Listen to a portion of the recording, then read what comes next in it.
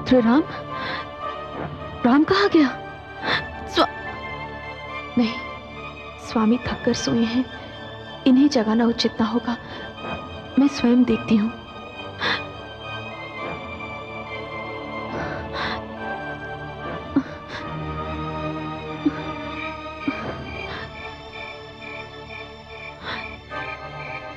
राम कहाँ गया होगा?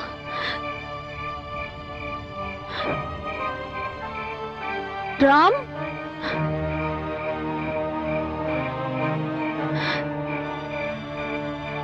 राम,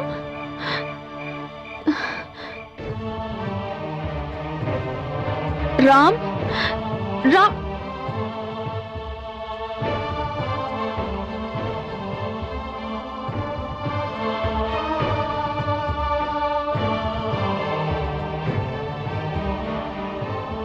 राम,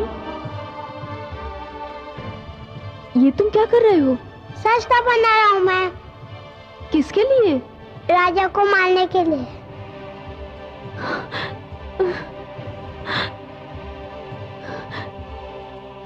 ये दुष्ट शस्त्र अर्जुन, देख तेरे कारण ये क्या हो रहा है। जो बालक मुख से शस्त्र शब्द का उच्चारण नहीं कर पाता था, आज वो शस्त्र बना रहा है। तूने एक बालक से उसका बालपन छीना है। संसार तुझे इस पाप के लिए कभी क्षमा नहीं करेगा।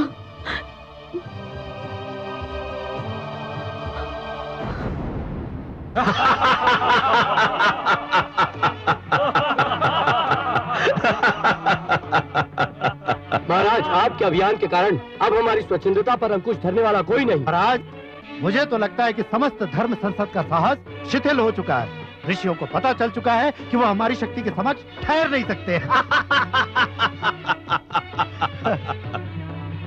माहिष्मती नरेश की जय हो। कहिए सेनापति जी, कितने आश्रमों को अग्नि की भेंट चढ़ाकर आ रहे हैं आप? माहिष्मती नरेश के तेज में वृद्धि हो। माहिष्मती क्षेत्र के सभी आश्रमों को जला दिया गया, किंतु क्या? आश्चर्य की बात है महाराज कि एक दिन में हम लोग जितने आश्रम जलाते हैं, दूसरे दिन उससे कहीं अधिक आश्रम धरती पर उभर आते हैं। और ये सब देखकर हमारे सैनिकों का साहस शिथिल पड़ता जा रहा है। महाराज, क्या यह उचित नहीं होगा कि इस अन्याय और सहन शक्ति के खेल को अब बंद कर दिया जाए? सेनापति, यदि तुम हमारे पिताश्री के समय से हमारे सेवक न रहे होते, तो हम तुम्हारे इस दुस्साहस का उत्तर अपनी खड़ग से देते। या तुम्हारे हृदय में इन दुष्ट ऋषियों के प्रति सहानुभूति उत्पन्न हो रही है? मुझ में इतना साहस नहीं है महाराज। तो फिर तुमने ऐसी बात क्यों की? इसका एक और कारण है महाराज। क्या कारण है? इसका कारण यह है महाराज कि मैं कुछ समय से देख रहा हूं कि ऋषि अपना आश्रम केवल इसलिए इतना शीघ्र बना लेते हैं क्योंकि प्रजा उनका साथ दे रही है। प्रजा में से कुछ श्रेष्ठ नागरिक आश्रमों को अपना संरक्षण दे रहे हैं। सत्य तो यह है महाराज कि वो उन्हें प्रोत्साहन दे रहे हैं। तो उन्हें भी दंड दिया जाएगा। यह तो और भी अनुचित होगा महाराज। इससे तो प्रजा का यह रोष विद्रोह का रूप ले सकता है। यह सोचना तुम्हारा काम नहीं। हम प्रजा और उसके विद्रोह से निपटना भली भांति जानते हैं सेनापति। तुम अपना कार्य करते रहो। हमारे क्षेत्र में एक भी आश्रम नहीं पनपना चाहिए। जाओ। जो आज्ञा महाराज।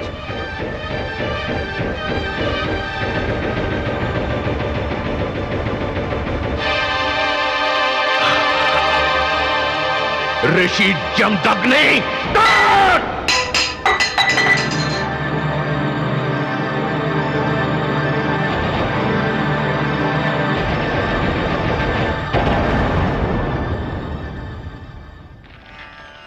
ओम भूर्भुवः स्वः तत्सवितुर्वरेण्यं भर्गो देवस्य धीमहि धियो यो न प्रचोदयात्।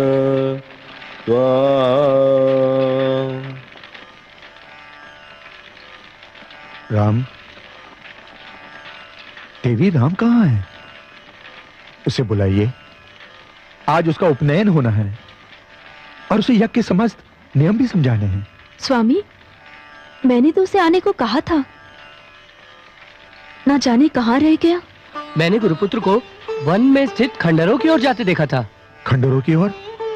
हाँ गुरुदेव, मैंने कहा भी था कि यज्ञ का समय हो रहा है। तो उसने क्या कहा? उसने कहा तुम जाओ, मैं आ जाऊंगा। तुम जाओ और उसे लेकर आओ। जी गुरु माता। ठहरो, तुम सब यहीं रहो, मैं उसे लेकर आता हूं।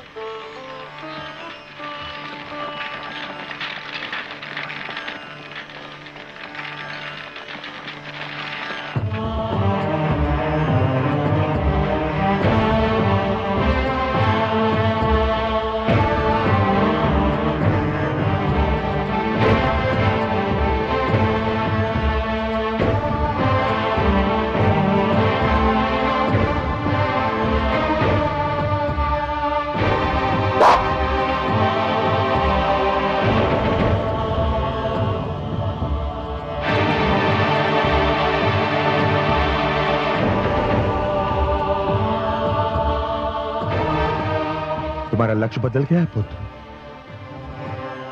तनिक भी नहीं बदला पिताश्री। देखिए, ठीक उसी स्थान पर है जिसे मैंने बाण के लिए चुना था।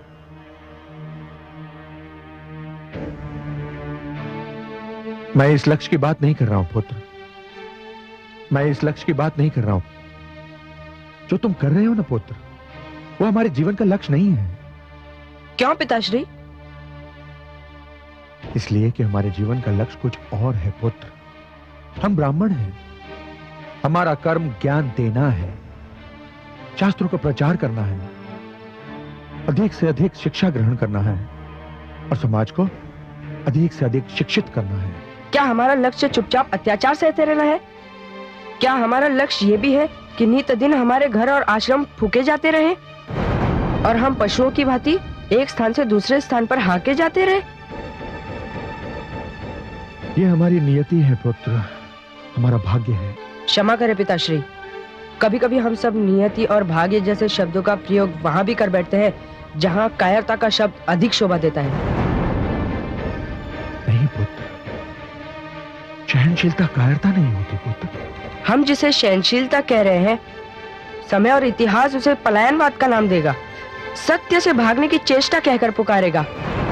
हाँ पिताश्री, यदि अत्याचार का हाथ ना रोका गया, दमन की कलाई ना मरोड़ी गई, तो एक एक करके हमारे सारे आचार्य भी अपने अपने आश्रमों की भांति अग्नि की भेंट चढ़ जाएंगे। जब ज्ञान के भंडारी लुट जाएंगे, उसके भंडारी ही समाप्त हो जाएंगे, तो कहाँ करेंगे हम ज्ञानदान, कहाँ करेंगे शास्त्रों का प्रचार? कौन बचेगा ये सब विचार करने के लिए भी? उस समय पिताश्री किसी को हमारी सहनशीलता का ध्यान नहीं आएगा। इतिहास हम पर कायरता और दुर्बलता के आरोप लगाएगा। क्षमा करें पिताश्री, अभी मुझे शस्त्र सीखने दीजिए।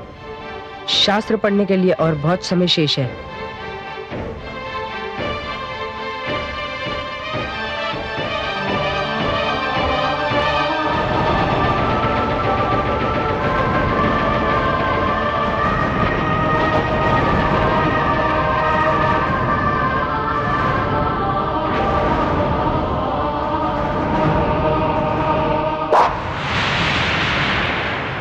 ओम भूर्भुवः स्वः तत्सवितुर्वरेण्यं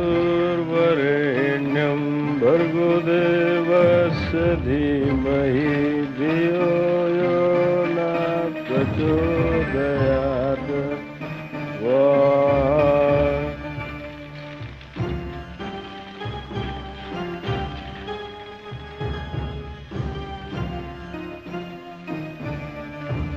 राम, ये फल फूल, ये रक्षाबंधन, ये सब लेकर मेरे पास क्यों आए हो? मुझे आपको अपना गुरु बनाना है पिताश्री। गुरु? मैं तो तुम्हारा जन्म से गुरु हूं पुत्र। आज तक तुम्हें जो शिक्षा मिली है वो किससे मिली है पुत्र?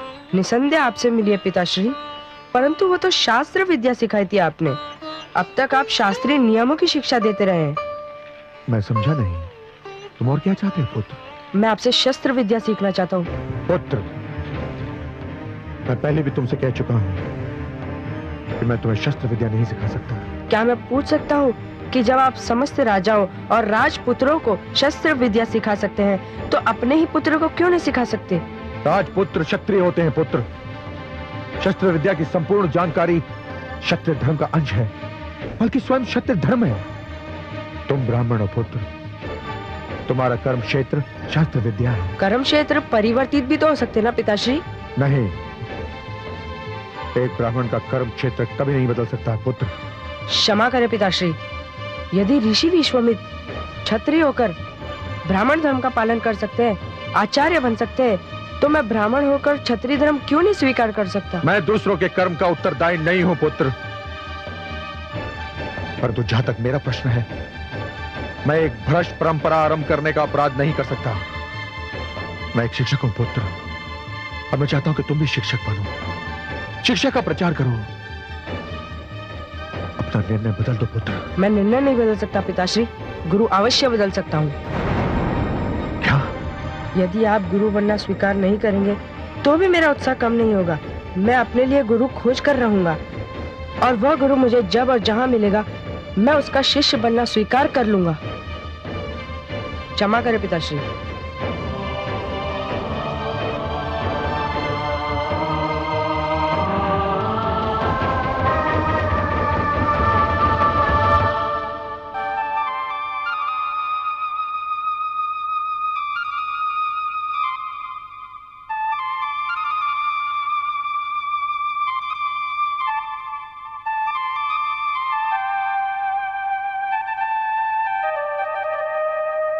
माताश्री, माते, मुझे बुलाया आपने माते? हाँ, तनिक जाकर देखो कि पुत्र राम कहाँ गया है। तुम्हारे पिताश्री उसकी खोज में भी गए, पर अब तक ना वे लौटे हैं और ना ही पुत्र राम। रेणुका, वो अब लौटेगा भी नहीं। ये आप कैसी अशुभ बातें कर रहे हैं स्वामी? क्यों नहीं लौटेगा मेरा पुत्र? कहाँ गया है? रेणुका, आपका पुत्र एक ऐसे पद पर निकल पड़ा है कि यदि वो वहां से वापस लौटकर आया भी तो वो नहीं रहेगा जिसे आपने जन्म दिया है। वो नहीं रहेगा जिसका मैंने पालन पोषण किया था। आप ये कैसी बातें कर रहे हैं स्वामी? मेरे तो प्राण निकले जा रहे हैं। आप स्पष्ट रूप से क्यों नहीं कहते? क्या हुआ है मेरे पुत्र को? किस पथ पर चल निकला है वो स्वामी? मैं सत्य कह रहा हूं रेणुका। जिस डगर पर आपका पुत्र यात्रा कर रहा है, वो डगर हमारे संस्कारों की ओर नहीं आती, हमारे सिद्धांतों के विपरीत है। आपने क्या पहेलियां बुझाने की सौगंध खा रखी है स्वामी? आप क्यों मेरी व्याकुलता बढ़ा रहे हैं? रेणुका, हमारे पुत्र ने ब्राह्मण संस्कार त्याग कर क्षत्रिय संस्कार अपना लिया है। वो शास्त्र को छोड़कर शस्त्र को थाम लिया है। ज्ञान, शिक्षा, विद्या के मार्ग से हटकर वो युद्ध, आक्रमण और रणभूमि के मार्ग की ओर मुड़ गया। रेणुका, ये तो होना ही था स्वामी। क्या होना ही था रेणुका? पुत्र, तुम जाओ। जी माते।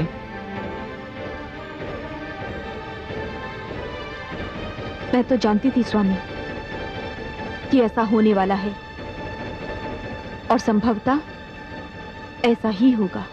अब आप पहेलियां बुझा रही रेणुका? नहीं स्वामी, मैं कोई पहेली नहीं बुझा रही।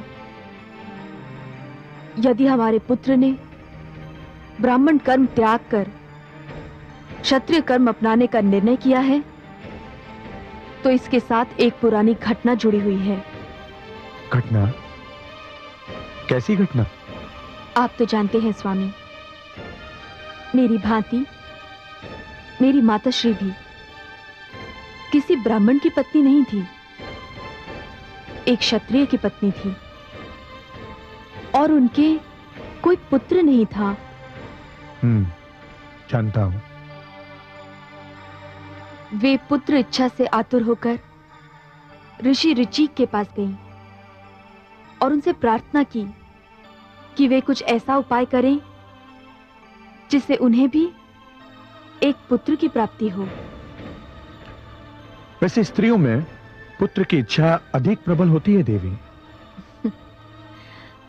आप सत्य कहते हैं स्वामी। इसी इच्छा के अधीन होकर वे ऋषि ऋचि के पास गए। ऋषि ने उन्हें औषधि मिली एक खीर खाने को दी। माताश्री ने मेरे लिए भी खीर मांगी तो ऋषिवर ने प्रसाद के रूप में मेरे लिए भी खीर प्रदान की और कहा कि इसके प्रयोग से उन्हें एक वीर क्षत्रिय पुत्र की प्राप्ति होगी और मुझे एक विद्वान ब्राह्मण पुत्र की। तो फिर क्या हुआ? माताश्री जब घर लौटी तो वे ये भूल चुकी थी कि खीर का कौन सा प्याला उनके लिए है और कौन सा मेरे लिए। फलस्वरूप भूल से मैंने उस प्याले की खीर पी ली जो मेरी माताश्री के लिए दी गई थी। तो इससे क्या अंतर पड़ा? उस समय तो अंतर नहीं पड़ा, पर अब पड़ रहा है। मैं कुछ समझा नहीं रेणुका। ऋषि ऋचि के वरदान से जिस क्षत्रिय पुत्र का जन्म मेरी माताश्री की कोख से होना था, उसका जन्म मेरी कोख से हुआ। पुत्र राम के क्षत्रिय संस्कार उसी घटना की देन है स्वामी। वहां क्षत्रिय वंश में विश्वामित्र ने जन्म लिया जो कर्म से ब्राह्मण हुए और हमारा राम कर्म से क्षत्रिय सिद्ध हो रहा है स्वामी।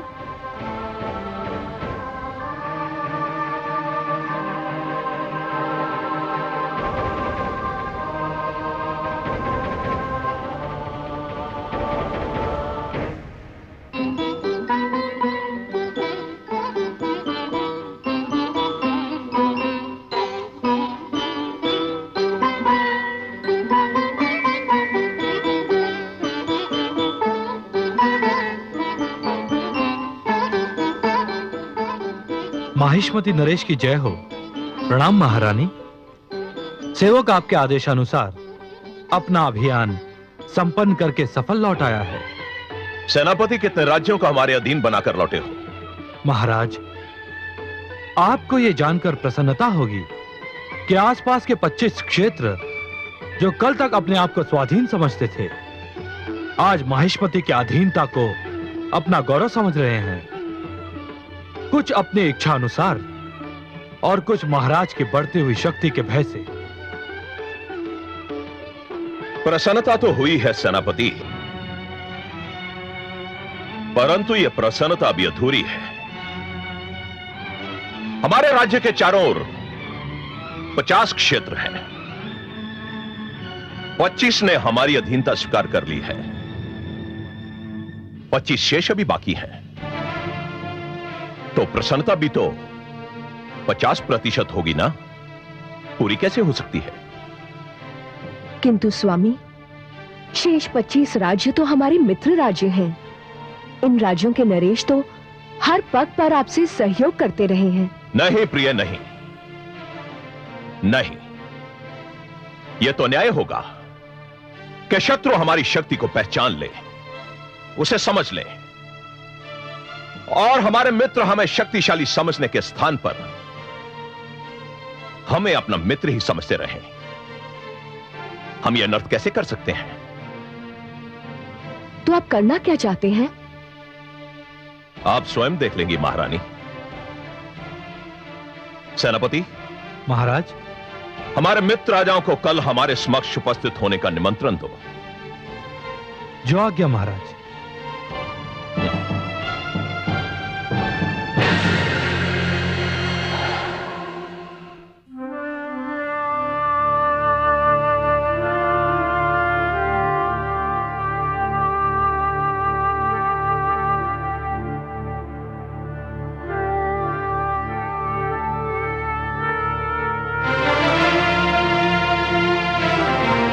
कमल नयन, हे पद्मनाभ, वो मुख जिसका ध्यान आते ही मन में आस का उजाला फैल जाता है, जिसका नाम लेते ही नेत्रों में आशा दीप जगमगा उठते हैं। उसी मुख पे आज चिंता की छाया देखकर मैं अत्यंत चिंतित हो रही हूँ। किस चिंता ने आपको घेर रखा है? चिंता तो नहीं महादेवी, परंतु हाँ, एक विडंबना ने मेरे विचार को घेर लिया है। तनिक मैं भी तो सुनो, वो कौन सी विडंबना है? महादेवी, मैं मानव जीवन की उस विडंबना के विषय में विचार कर रहा था कि मानव कभी कभी बनना कुछ चाहता है और परिस्थितियां उसे कुछ और ही बना देती हैं। क्या आपका संकेत रेणुका पुत्र राम की ओर है?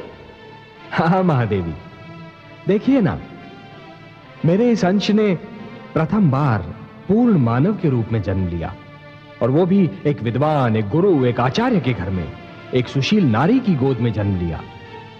उसके रूप में मानव समाज को एक विद्वान, एक गुरु और एक आचार्य भी मिल सकता था, परंतु परिस्थितियां उसे योद्धा बनने पर विवश कर रही हैं महादेवी। उसके हाथ से पुस्तक छीनकर उसमें शस्त्र थमा रही हैं। जो दोनों हाथों से ज्ञान लुटा सकता था महादेवी, उसके दोनों हाथों में धनुष और बाण पकड़ा दिए परिस्थितियों ने। हाँ कमल नयन, जो शांति का संदेश दे सकता था वो युद्ध का उपदेश दे रहा है। जिसे उस मार्ग पे जाना था जहाँ विद्या, ज्ञान और शांति है, वो उस मार्ग पर निकल पड़ा है जहाँ युद्ध, आग और रक्त है। किंतु इसमें उसका तो कोई दोष नहीं। कमल नयन, आपने सर्वथा उचित शब्द का प्रयोग किया है। परिस्थितियों ने उसे विवश किया है। वो इस मार्ग पर अपनी इच्छा से नहीं आया, उसे इस मार्ग पर ढकेल दिया गया है, और इसका कारण है सहस्त्रार्जुन। क्यों कर रहा है वो ये दुष्कर्म? महादेवी, मानव का जीवन शांत और सुखी बनाने के लिए ईश्वर ने उसके मार्ग में सहस्रों दीप जलाए हैं। उसके पास वेद, शास्त्र और अनेक अनेक धर्म ग्रंथ भेजे हैं, जिनमें जीवन के सिद्धांतों का वर्णन किया है, जीवन की सीमाओं की परिभाषा लिखी हुई है। इन सिद्धांतों और सीमाओं को राजा को अपने ढंग से मानना था और प्रजा को अपने ढंग से। किंतु सहस्त्रार्जुन की प्रजा तो आज भी इन सिद्धांतों, नियमों और सीमाओं का पालन कर रही है कमल नयन। परंतु सहस्त्रार्जुन तो नहीं मान रहा ना महादेवी।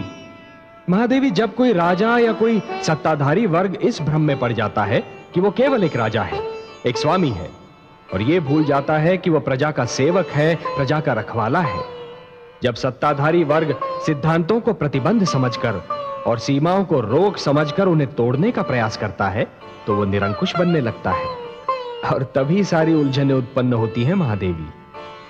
सत्ताधारी वर्ग की निरंकुशता दमन को जन्म देती है। दमन उत्पात का कारण बनता है, उत्पात अराजकता उत्पन्न करता है, और फिर अराजकता विद्रोह का रूप धारण कर लेती है महादेवी। जब पीड़ित और आतंकित वर्ग की पीठ पीछे हटते हटते दीवार से लग जाती है महादेवी, जब उनके लिए और पीछे हटना संभव ही नहीं होता, तो फिर वो अपने प्राणों की रक्षा करने के लिए आगे बढ़ जाते हैं। वो आक्रामक रूप धारण कर लेते हैं, विद्रोही बन जाते हैं।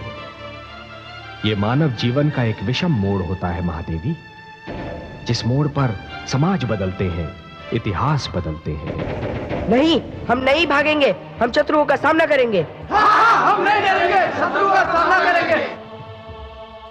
सहस्त्रार्जुन को यह विश्वास हो गया है कि हम उसके सामने ठहर नहीं सकते। हम विद्यार्थी हैं, शास्त्री हैं, हमारे हाथों में पुस्तकें हैं, शस्त्र नहीं। हम उसके आतंक के समक्ष चुपचाप सिर झुका देंगे। इसीलिए उसका साहस हर बीते दिन बढ़ता जा रहा है। सत्य कहते हैं आप गुरुपुत्र, इस आतंक पर रोक लगनी चाहिए। और उसका एक ही ढंग है, सहस्त्रार्जुन को यह बता दिया जाए कि हमारे मन से उसके आतंक का भय निकल चुका है। हमने उसके सामने ठहरने का साहस जुटा लिया है। यदि हम पर आक्रमण होगा तो हम अपनी रक्षा करेंगे। हमें मरना ही पड़ा तो हम उनको मारकर ही मरेंगे। बोलो, क्या तुम मेरे साथ हो? हाँ, हम सब तुम्हारे साथ हैं।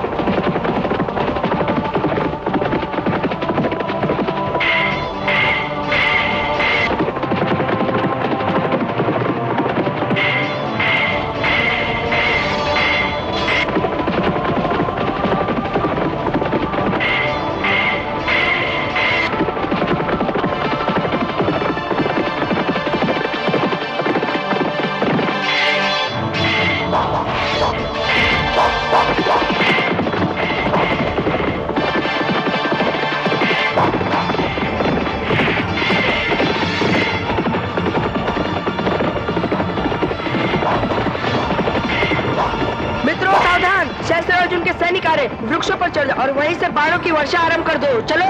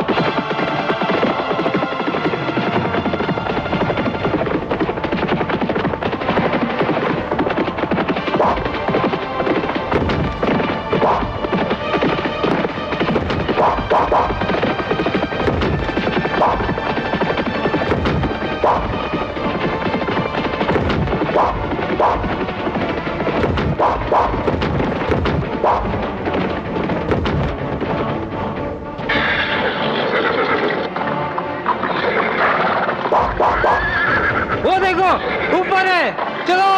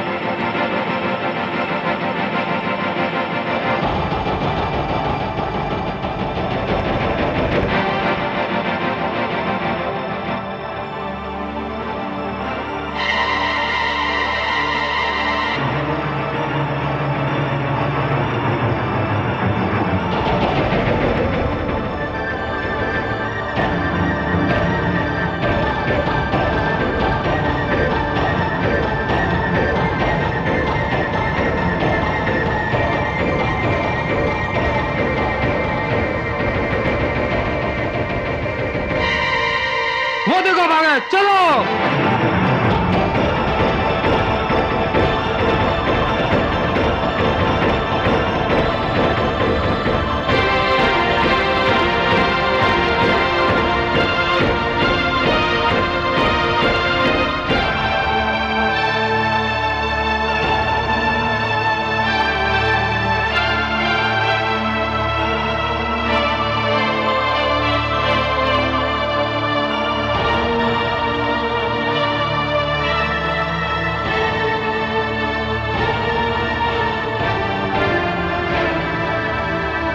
चलो मंदिर में देखते हैं।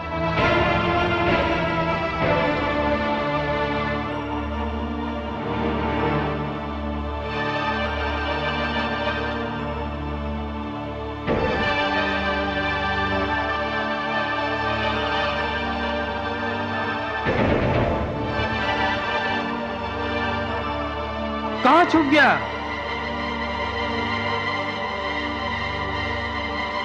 वो मूर्ति के पीछे चलो।